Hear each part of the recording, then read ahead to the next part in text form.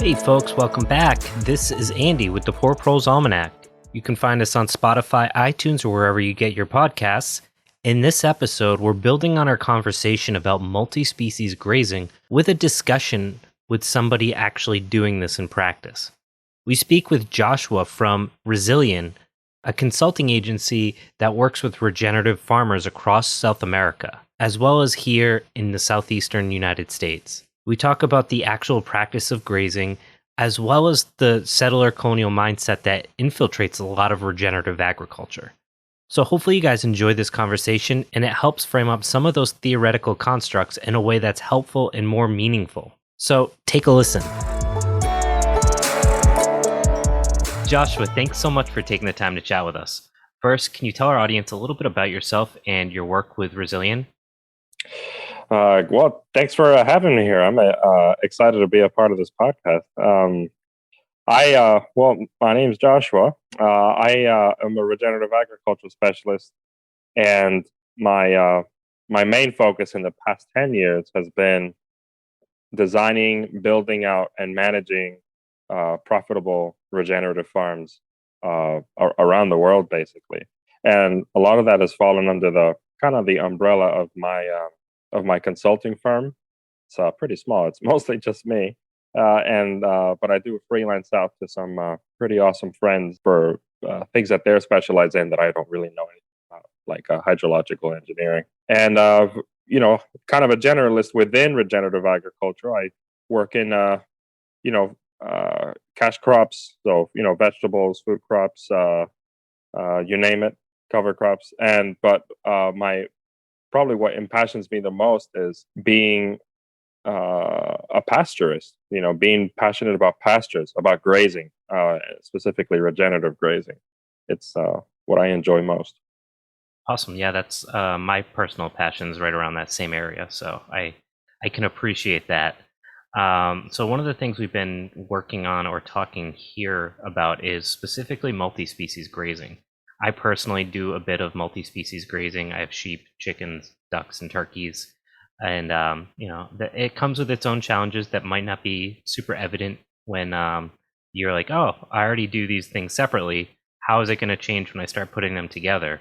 Mm-hmm. And when you got into this type of stuff, was multi-species grazing something you'd been exposed to before the theory, or was it like a happy accident, or did you read about it and said, hey, let me try this, or was it a little bit of both? It was a bit of both, not I saw some working examples of it in Latin America, without it being called multi-species grazing, but it just so happens that small agricultural landowners are doing mixed species grazing because they have they have cows for dairy, they have goats for clearing brush, they have chickens for their eggs, and they're all just kind of mixed in together, even if they're not grazing them in a regenerative fashion, with like high stocking density and all that.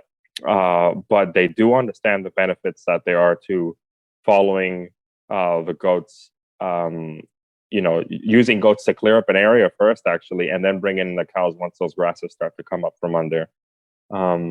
So I was exposed to that a little bit, but really it was coming upon the theory, and putting it in practice. I mean, really noticing that when I started with grazing, I was doing exclusively sheep, and I realized that there's just despite the high stocking density, there were still things that could become more efficient on pasture in terms of my labor, where there was just some plants that the sheep would leave behind.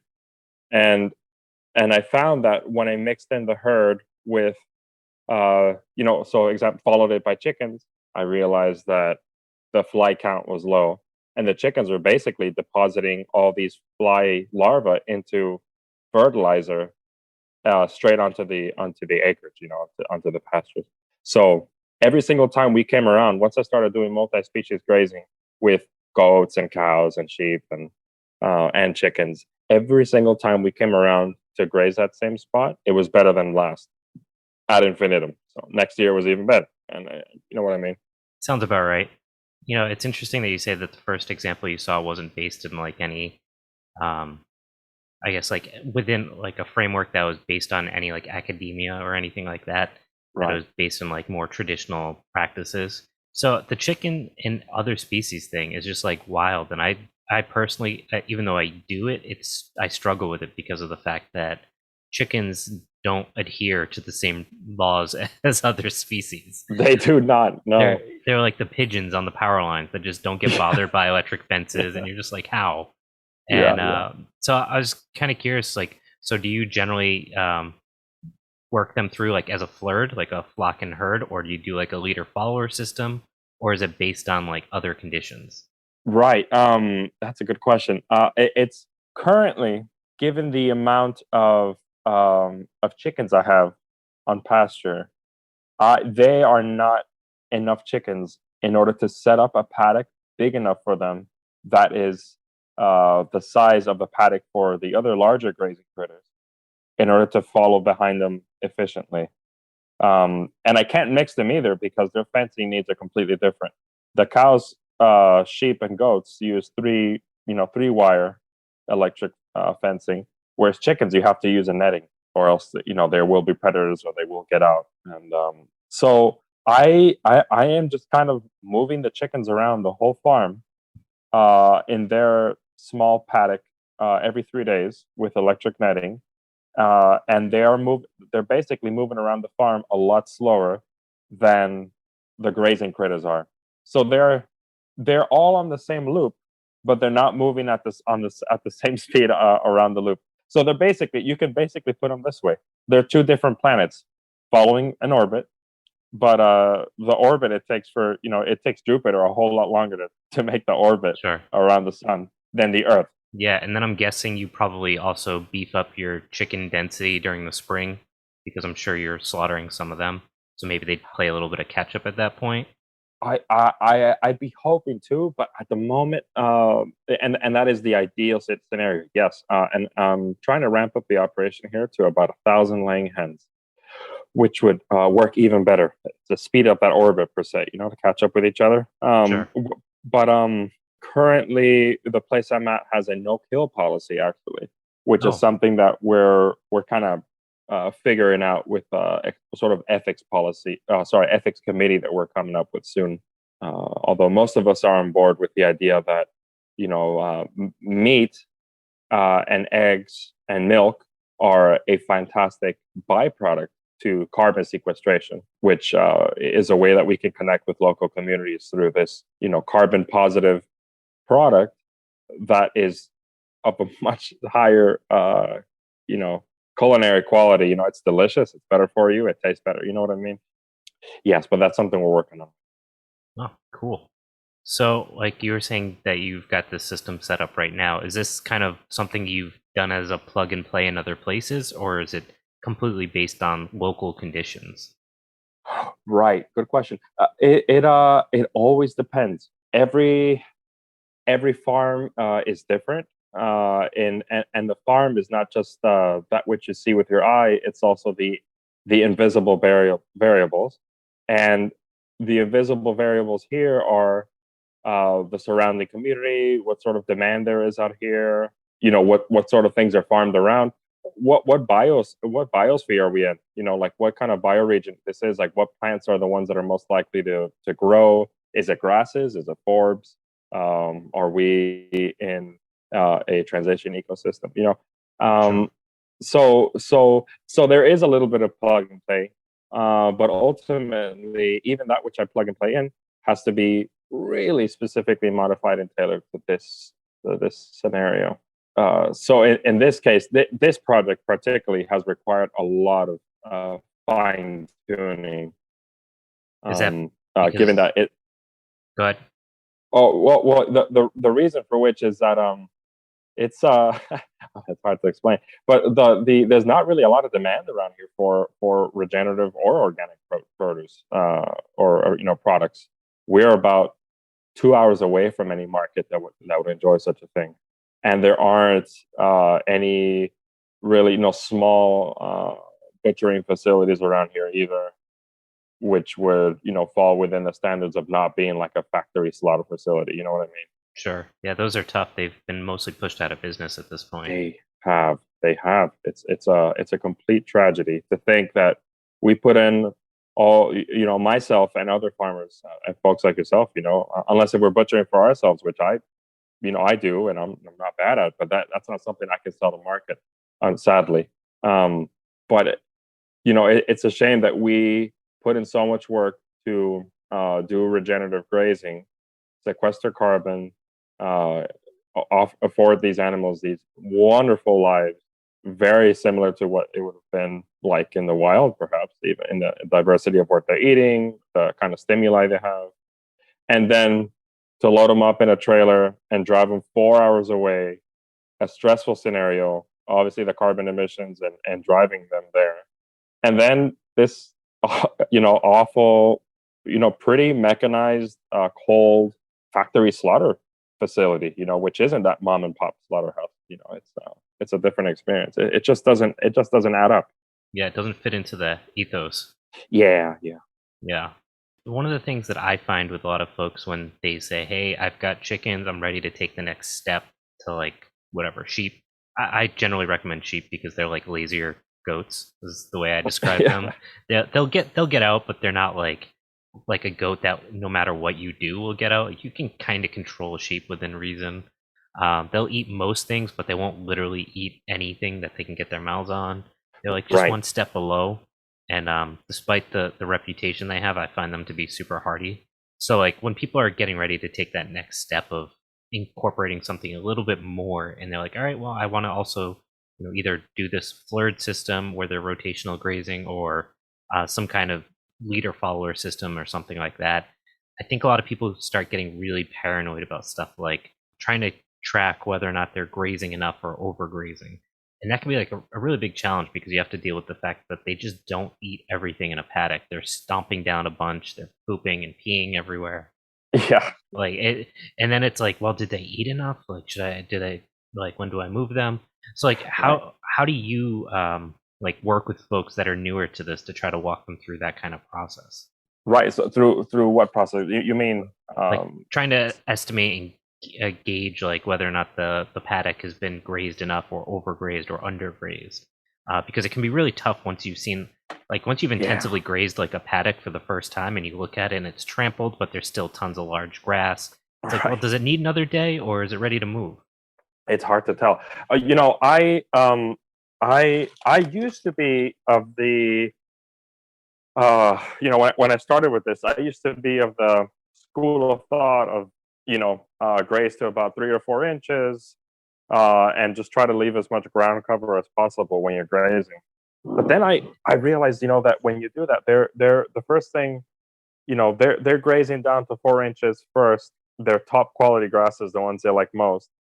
Then they're eating the second picks and the third and the fourth, and then eventually, they come back to that first grass and bring it down to the first inch, and then everything else is shading it out and not competing it. So now I do total grazing. So what I do is I do high density, low duration nonetheless, but I'm grazing everything down to about like even an inch, pretty or two, pretty short, so that everything has an equal opportunity to regrow. You really push it close to overgrazing, like intense in terms of like making sure that there isn't that longer stuff that's been just stomped down, still kind of like sticking out sideways and all that good stuff. Correct. Yeah. Awesome. It really depends on the forage. I mean, sometimes if because out here I like having mixed pastures. It's just like you can't offer animals a monoculture of a diet, or else they're just not simply not going to perform well. The only thing they're eating is fescue and clover. The pastures here have 10 different types of grasses, another 10 different types of forbs.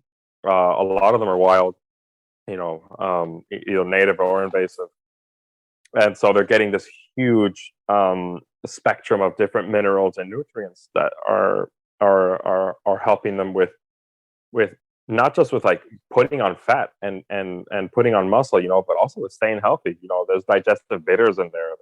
There's raspberry leaves, which are toning the uterus of the sheep, and preparing them for lambing. So that's why I push them a little bit harder on and it's given much better results actually. Awesome. So well, I always tell people just to keep an eye on their critters, see how their rumens are doing, how how alert do they seem when you come around. Are they, if they're not eating, are they ruminating? Are they looking at you like starting to be like, come on, let's get, start talking to you and like get us out of here? Because you never want that situation, which has happened before, where sometimes it happens like in an instant where like it looks like there's enough forage, suddenly they eat it all down and they're like busting down the fence. I had a cow here like 2 months ago that she just couldn't wait to get out, and I pushed them a little bit too hard on that paddock. I got busy doing something else, and when I came back, I was like, "Holy smokes, there's nothing here!" And she was like, "Yep, there's nothing here." She jumped right over, heading into like the neighbors like 1,000 acres of peanuts, and I was like, Oh, "This is about to be a disaster." So I try to move them right before it gets to a point. yeah, it's wild what they can do once they get hungry. So in those paddocks you talked about, you've got this really big diversity. Is that something you plan for in terms of like seeding, or do you just let nature kind of take its course? In terms of what's grown on pasture, Yes. yeah. Well, I right now, because we're so low on funds, I'm letting nature take its course. There's plenty of grasses and forbs out here that are super nutritious and are seeding themselves. That the cost, even though the cost of seed is like per acre for from some nice stuff is like $50 an acre or something. We just can't even afford that right now, sadly. But there's plenty of stuff growing out there that is really nutritious, and a lot of it is native, native things. So I'm totally happy with it. Yeah, see, it's funny, like when you talk to folks like yourself that are doing a lot of pasture work, and you say like $50 an acre. I'm working with like a very low pH site, and like Oh boy. I don't have a lot of. It takes a lot more seed to get some germination coming out of it, so I end up spending Yeah. like a lot more. Yeah. So it's a fun game of trying to build up biomass, and essentially it's like, I guess, like in war when they send that first batch through and they're all gonna die into Oh battle. gosh. Like that's like my first like round of seeding. It's like you guys are gonna make it for a little while, but you're building that biomass for the future. It's fine. Yeah, yeah. I'd recommend for you, before you ever even fertilize, if before you even fertilize ever one of your fields up there, if you have low pH, the most bang for your buck that you will get out there is the lime. Yeah. To introduce lime, and lime not only adjusts the pH, but lime also has tons of other micronutrients in it, like magnesium, which is so essential to pasture growth. Um, and then that'll really make a difference with, like, yeah, creating more biomass. You could tell a difference. I'm now coming up in the fall, and then in the spring, either of those is a great time to apply lime out Yeah, there if you I can. just spread some out actually last week. Awesome. So the soil when we moved here was at like 4.5 pH or something like that. Oh It's a wow. pine forest, and we're near the highway, so they stripped all the topsoil when they built the highway Oh out, gosh. which is also why I could afford it. But Yeah. so it's like it's come up quite a bit, but like Yeah. even with using ash and lime, and lime only, it doesn't have a permanent effect. No. So No. it is what it is, and I'm hoping with the biomass, like I said, you just keep dumping it, let it grow, and just build up, and eventually we'll be in Yeah. a better place. It takes time. A living soil with tons of microorganisms, they will balance the pH out for you. Exactly. Just it takes time, and yet again, building that biomass, you can't do it Yeah. overnight. I mean, you could You bring in, cannot. No. dump trucks worth of wood chips and compost, but then that's to me that seems not regenerative. Like It it's isn't. better than what the alternative, I guess, but it's not like I would rather go through the process and know that like I did it instead of just like buying my way to what I want. Um, Yeah. so you talked a little bit about like the fact that you do this like mixed grazing system. So you mentioned like the fencing. I want to ask, like, how have you found a way to make like the mob grazing a little bit more efficient in terms of fencing? Because I find a lot of folks get burnt out from the constant rotations. Yeah, it's that's definitely a challenging part of it. That I might even say is could be one of the potential drawbacks to like a mixed species grazing, because instead of just running one line for cows, now you're running three. And sometimes, and probably a lot of people that use Gallagher reels or other electric reels might definitely relate to me when I say this. But when you're pulling the reels to put to string up the fence, those damn reels love getting snagged Yep. and kind of caught up at the beginning, and you have to walk back and undo it, keep reeling out, it gets knotted again. It's a nightmare. It's there has to be a better way to do it. Now, a couple things I've noticed. One of them is with this current snagging Gallagher reels situation. I keep my moves to max every 3 days. I cannot do them every day. It's just, there's no way. There's just no time for it. So I do every 3 days, and that still sticks in within how long it takes grasses to start regrowing and to not enter into shock. Yeah. And I ideally you would have a lot of cross fencing, kind of like parallel cross fencing across a farm, where you would just have to do one front end electric fencing line that you're just moving along, and they're kind of moving forward with you. And sometimes you don't even have to put a back end on it, because they're not going to go back and eat. They just want to keep going forward and eating this new stuff you're opening up for them. But that's tough, because not all terrains allow for all this parallel fencing. Sometimes you're up in the hills of Tennessee or something. It just doesn't work out. Now, something new that has come out that I am extremely interested in and so curious about is virtual fencing. I've heard so much about it. Oh boy, I think this could be a game changer. I have spoken to two different farmers that are on these pilot programs for one of these companies. I forgot if it's Vents or which one it is. It doesn't matter. But they have said marvelous things about it. They said that their cows trained up really easily to it, and it's really as simple as getting on the app and drawing up a paddock, putting the cows, and the cows pretty much get themselves into the paddock, and that's it. And then you have to catch the cows every like 4 months or something to switch out the batteries or recharge them. But you got to catch your cows every 4 months anyways to I don't know, deworm, or whatever it is, Yeah, whatever you gotta routine do. things you got to do. Right. And I think I am confident in saying that virtual fencing is going to be that thing that gets regenerative grazing to critical mass. It's what's going to make this easier, more accessible for those of us that are rightfully so getting burnt out by these daily moves. It's not easy. It's not easy. Yeah, absolutely.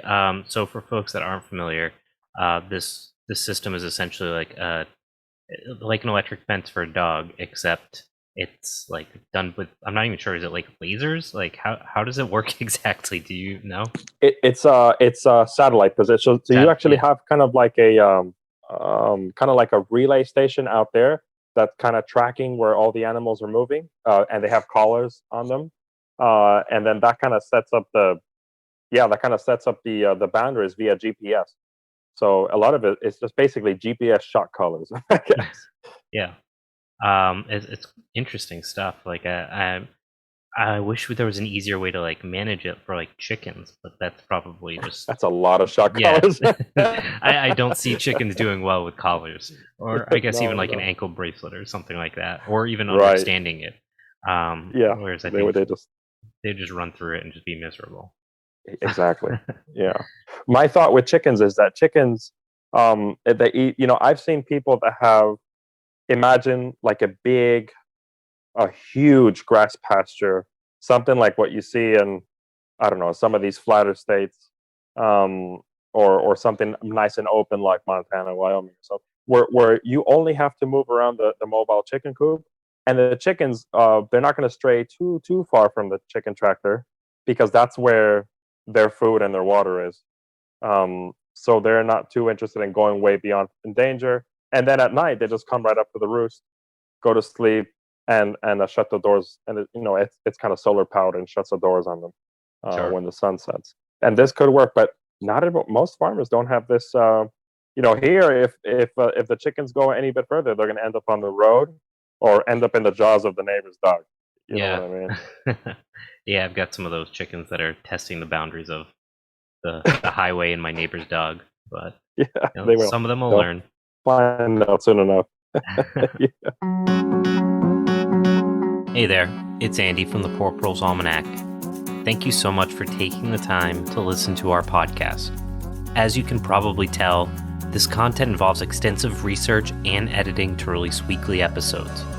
If you think this content is valuable for the future that we inherit, please consider financially supporting this project by visiting poorproles.com and clicking on the Patreon, Venmo, Ko-Fi, or PayPal tabs. Every dollar helps offset our costs for hosting the podcast content and helps offset hundreds of hours of work put towards this project monthly. Thank you for supporting us by sharing, liking, and donating to this project. Together, we can build a better future.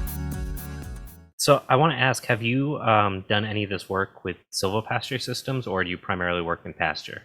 Yeah, tons of silvopasture. Yeah, and not always intentional silvopasture where these, some trees were planted for the purpose of being in a silvopastoral system. A lot of times it's been, where I'm consulting for someone, they have an orchard that is 5, 10 years old or older, and they're like, what do I do about all these weeds, below my trees? It's a mess. I have to mow them. I'm like, what if you could do regenerative grazing down here? A lot of times they have these orchards fenced off already, and there's water. What if we do regenerative grazing down here? It keeps your weeds, your quote unquote weeds down. You're increasing soil, organic matter. It's basically helping out your trees, and you have a second enterprise under your orchard. Now you're making twice, what you're making per year on this acreage. So you're basically making your business more resilient. Hence the name of my consulting firm. You're making your business more resilient now. Now you have these animals running and basically doing the same moves but underneath trees. And if they're lucky, they're eating. They might be eating fallen fruits and nuts. They're eating acorns. Really high in protein. Or down in Florida, where I was consulting on a project, they're eating fallen mangoes. It's like, man, these are the luckiest cows. People Right? pay a fortune for mangoes, and these cows are just eating them right off the ground. Come on. And then up here, we're doing most of the silvopasture I'm doing here is with pines in pine forest silvopasture. Is that for timber? I'm assuming. Right. These are pines that were put in for CRP. Yeah, so they're here for timber. Although there's plenty of stuff growing underneath them. They're not the oldest pines. They're really only about, some of them are about 5 years old or something. So there's a good number of a good bit of understory there, which is super nutritious for anything: cows, chicken, sheep, goat. So managing that is interesting. I wish I could integrate more fire into the management of it to kind of take care of some of the more noxious invasive weeds, that some of them which are quite toxic for livestock. But just something else that has to get figured out. Sure. You had mentioned you'd done some work in Latin America and South America. Yeah.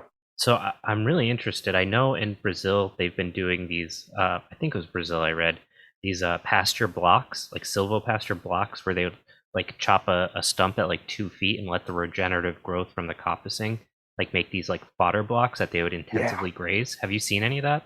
Absolutely. I've never done it, nor have I seen it in person actually. But I've seen a lot of content about it. I think it's fascinating. Coppicing is a really old time thing, and the great thing about that is that the fodder that the trees produce is actually accessible for the critters. Whereas in a lot of other silvopastoral systems, they're really just, up high, and the critters aren't really, reaching a lot of these leaves. It's just providing them with shade. The roots are, providing another function, et cetera, or fixing nitrogen. You see what I mean? Yeah, it's definitely a technology that could be appropriately used in a silvopasture system to break up the canopy in specific ways, create microclimates and things like that. That could be really, I think, interesting. Absolutely, positively. So I also wanted to ask, having done work in those areas, have you seen anything more unique or anything that's kind of influenced how you're doing things here in more temperate climates that you're like, oh, I've never seen anyone do something like that? Farmers down there in Latin America, are faced by such different factors than they are here in the States, that I think the rate of adoption for regenerative grazing practices in Latin America are catching on much quicker than they are here. In Latin, I mean, and a lot of it has to do with poverty. Is such a driving force to, and your farm being at rock bottom is such a driving force to being like, we got to do this better because it can't get any worse. And here, a lot of the thing that's kind of got it in the way of regenerative agriculture, no-till practices, regenerative grazing, is the kind of nonsense. Gosh, what do you call it? Sorry, subsidies. The whole subsidy system and the way crops are insured. Work with the FSA. That is kind of keeping farmers doing things the way they've always done, even if it's super destructive, because it pays out. It pays out, even if their soil is being completely demolished. It still pays out in these subsidies or payouts from FSA insurance. Yeah, and the rest of us in Latin America, we don't have this luxury.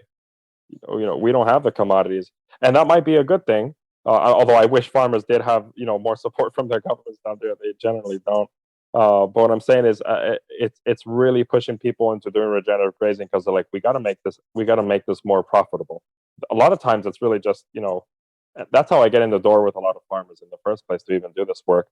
If I'm like, let's save the planet, like we are literally living in an extinction event right now. This is really bad. Whatever. Okay, how about this? You could be making more per year and spending less on your farm. Okay, now I'm all ears. Come on, then Now, I'm in the door. And then when they see it work and it kind of starts clicking in their heads, and they're like, wow, the earth, it's this thing, it's this holistic experience, a living, breathing being, I guess, that if that everything kind of reciprocates. You know what I mean? Then it sure. starts clicking, but it's the dollars and cents that gets me in the door first to talk I about. mean, money talks, whether or not we want it to. That's the way the world works. It's the way the world works for now, at least. Yeah. So I'm really curious more about like some of your work down in the Latin South America. Yeah. Because it comes with different baggage than here in the United States in a lot of ways, because of I think a lot of indigenous knowledge hasn't been so heavily erased there. Right. And I got to imagine that a lot of those indigenous frameworks of how they had managed the land play into their understanding of regenerative agriculture. Right. And I was wondering if you had any thoughts or comments on that. Yeah. A lot of times folks have kept close to their indigenous knowledge of agriculture, and they've kind of kept in touch with that because for XYZ reason, a lot of times they want their farms to become mechanized. They have a desire for the more mechanized, flatter farm, which seems like the version of progress, unfortunately, although I can assure you it's not.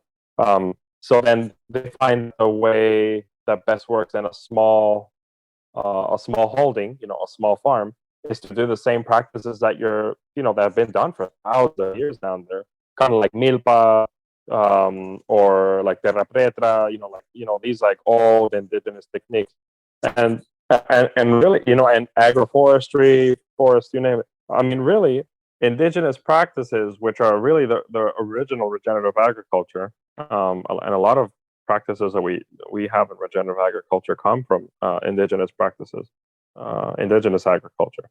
A lot of it is kept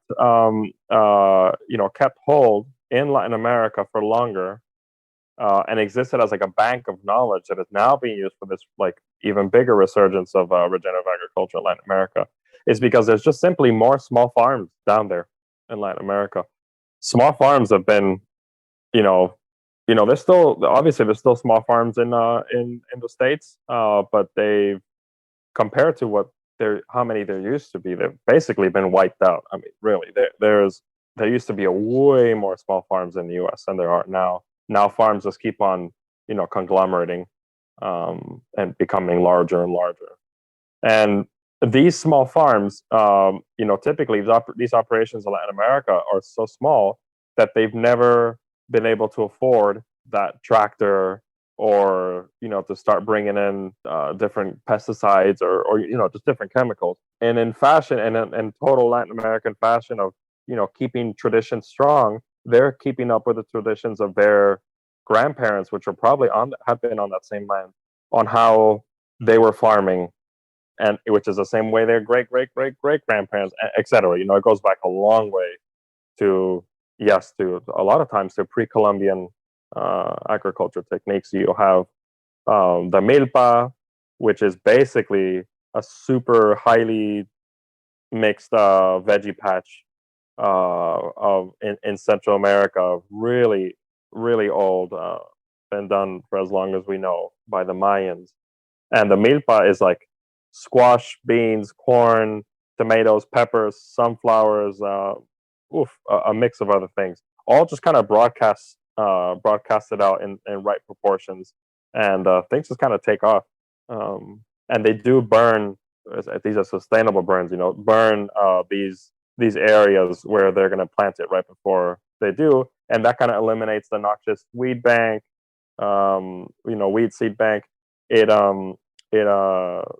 probably burns off some of the pests seeds, or sorry, pest eggs or larvae that have left behind from last season, and introduces a ton of fertility to the ground. It's ash.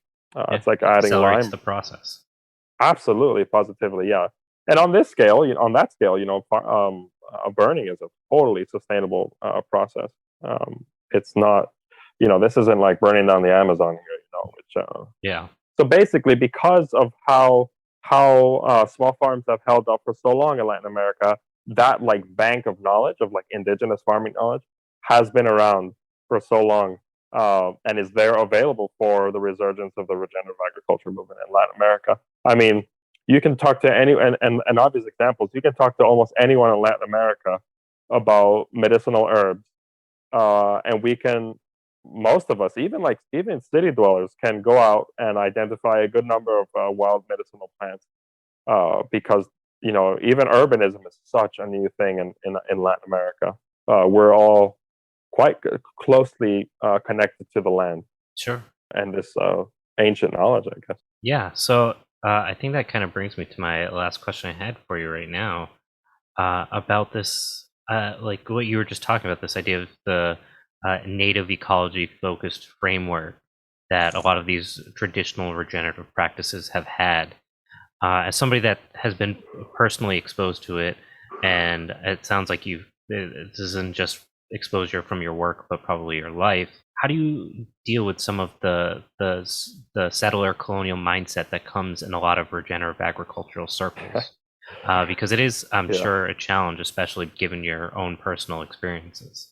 Yeah, 100%. Yeah. The settler colonial psyche is so deeply entrenched in our society and the way we do things that it has even found ways to manifest itself in things like regenerative agriculture. And some examples that come to mind are, you're living in a climate like Georgia, or Alabama or Florida, which is the humid southeast, and we have this urge, or this like obsession almost, to want to have these northern European breeds of animals here, like belted Galloways or Scottish Highland cows, or Icelandic sheep. They don't belong down here. That stuff does not belong down here. This is, we have to break our ties with European agriculture in some parts of the U.S. because of the difference in farming in that bioregion, and also, and it goes beyond that. I mean, if you look at a lot of the plants that we talk about introducing into pastures, like God, I'm trying to think of some off the top of my head. But there's a number of plants that are introduced into pasture that are kind of overseeded, that mostly are not native. I mean, most grasses pretty much are non-native to North America, at least, that we use. Yeah, at least that we use, like a lot of these grasses we see are not native at all. And there's some really highly productive native grasses that we're not giving enough attention. In this part of the U.S., Eastern gamma grass is magical. Trials that were done by the University of Mississippi were did grazing with Hereford cattle. Some of them were on Eastern gamma grass. Some of them were on biograss, and some of them were on Bermuda grass, or some mix like that. But the Hereford cattle that were on Eastern gamma grass, which is a native grass, put on far more weight and were in better health condition than those of other grasses. So we have the tools here, and these plants are growing. And so I think we should focus more on native plants in our pastures. And another one is the way the irony with how we treat invasive plants, and invasive species. Invasive plants and invasive species in general are just a byproduct of human disturbance. They weren't here. They cannot exist in places where we haven't had some sort of impact. And so it's so easy to come in with this settler colonial mindset and be like, this is a problem. This invasive plant is a problem, and we must eliminate it. Gosh, we've been hearing the settler colonial mindset say that for any kind of thing for so long, and it's just a term that we have to get rid of. Is this is problematic, and we need to get rid of it? It's like, no. Why is it problematic? What paradigm have you created that has made the invasive species exist and made the invasive species be problematic? Because to be honest, kudzu has done more to sequester carbon than most aspiring regenerative farmers have. It's a great carbon sequester, and it is destructive as well, But it's we destroyed these environments first, and kudzu is kind of coming back and undoing a lot of the work that we've done. Yeah, and I've heard a lot of the damage we've done. Really. Yeah, and I've heard kudzu is great feed for rabbits as well. So there is some utility for it. Yeah, and for livestock, mind you. You put livestock on in a kudzu patch, boy, I mean, they love the taste of it. It's got tons of micronutrients. It's got more protein in it than alfalfa, if I'm not mistaken, and they won't bloat off of it the same. It's a really high quality forage. Oh, yeah, very impressive. Yeah. So you'd mentioned like this idea of like moving away from or being more thoughtful about the livestock that we're using. Are there any, like I personally have a lot of landrace northeastern species, so like my chickens are Icelandics because they're super hardy and kind of independent. Nice. They're like guinea fowls that don't make as much noise pretty much. Yeah. They want to sleep in the trees. They don't want to they have no interest in a coop, but they pretty much can feed themselves, which is really cool. That's awesome. So are there species or breeds that you're familiar with that are a better fit for places like the Southeast or the Southwest? Yeah, definitely. I think when it comes to, it's funny. It's funny to be down here and see, be in the hottest part of Georgia, really, and see, Angus and Hereford cows, which are both English breeds. This isn't quite the climate for them, and they do struggle. I mean, they need tons of deworming and fly sprays, but everyone's like, it's got to be this European cow. When in reality, the cows down here that are outperforming them are those that have been,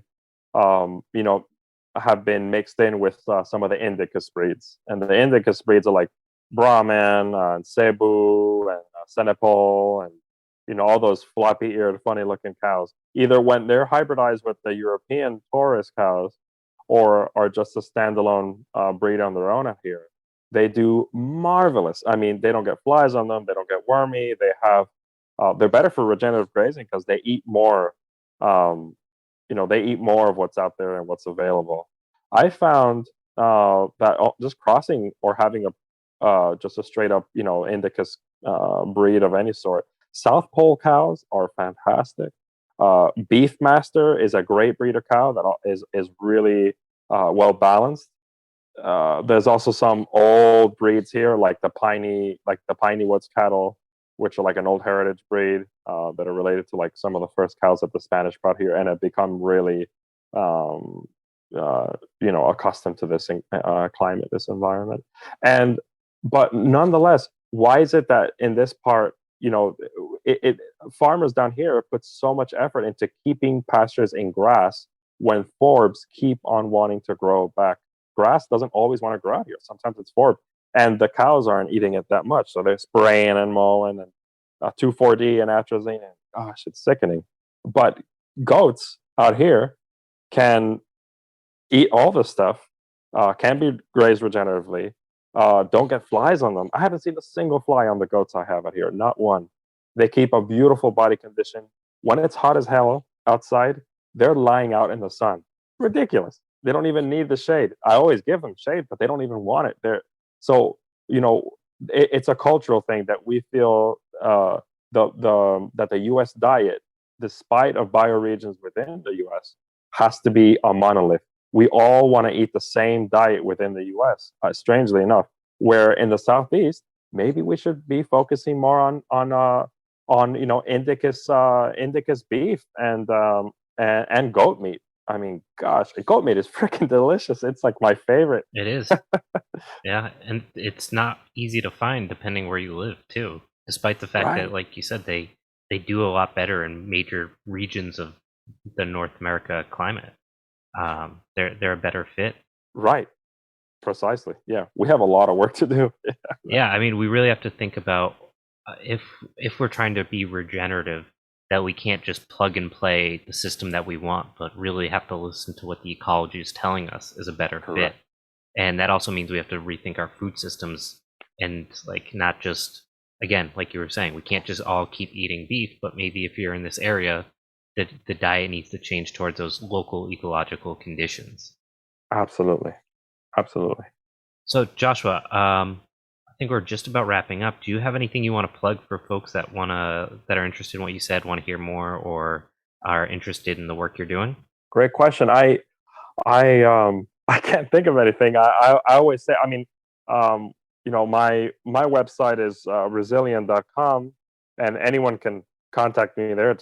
They just want to chat. I'm always open to just chatting with fellow farmers or aspiring farmers about some of these questions, because I don't want some of these tough questions to be a barrier for entry for anyone, either to convert to these practices or to get into them in the first place. Sure, and that's RESYLIEN.com. .com. You got it. Perfect. Yeah. Cool. Awesome. Well, Joshua, this has been great. I know you've been doing a lot of other really good work that I want to talk to you about in the future, but I think that we'll save that for another day. So thank you so much. This has been great. Thanks, Andy. I appreciate it. Thanks for the opportunity. Hope we speak again sometime in the future.